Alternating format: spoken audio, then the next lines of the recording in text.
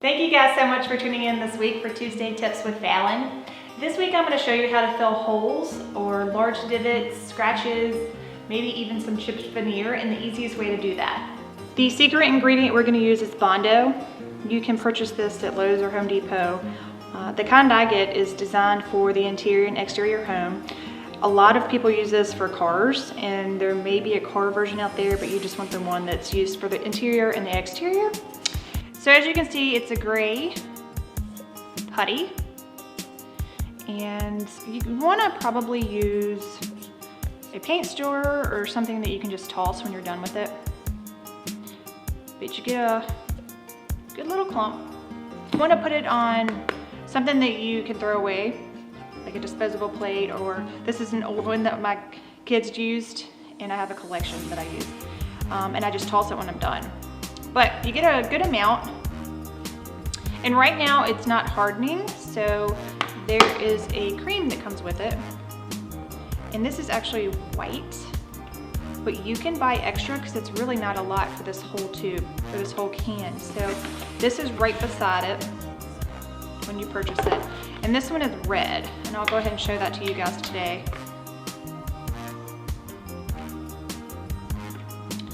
I'm gonna use the red so that you guys can see it. What it's gonna do is I'm just gonna put a fine little strip of the cream hardener into the putty, and you have to work pretty quickly with this because if you don't, it hardens or it gets kind of like crusty on you. So I'm gonna put it in, and then I'm gonna knead it through. You wanna do it until the whole thing is pink, and it takes about a minute or two to do that completely.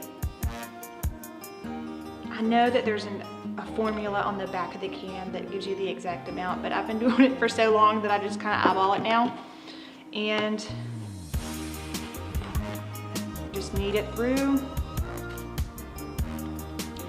I recommend that you wear a face mask when you're doing this because this stuff is pretty potent and it stinks really bad. You might also want to use gloves. You want to mix it until all of the gray is gone, and once you notice that all the gray is gone, you have to move pretty quickly, or like I said before, it dries out on you. So you want to grab a putty knife and get to work. Okay, so this is the hole that I'm going to be fixing. Because of its size, I decided to use the Bondo compared to wood filler because the wood filler tends to get kind of rough and it can easily fall out since it's such a big hole. So the Bondo just hardens in there.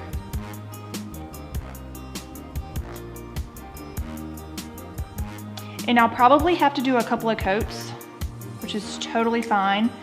Typically the dry time is 15 minutes before I can sand it. And don't worry about all the mess, it gets pretty messy. Once I sand it and then paint it, you will not see any of this at all. I went away and came back, and the Bondo's kind of sticky now. It's not actually coming off. So I'm gonna go ahead and put a second layer on.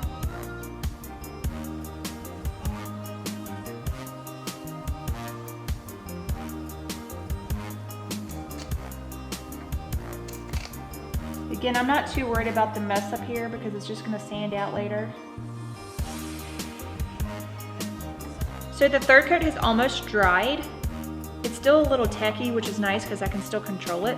So, I mean, you can just scrape some of the bigger, see that? You can scrape that off. But I'm gonna take an 80 grit sandpaper because it's pretty coarse.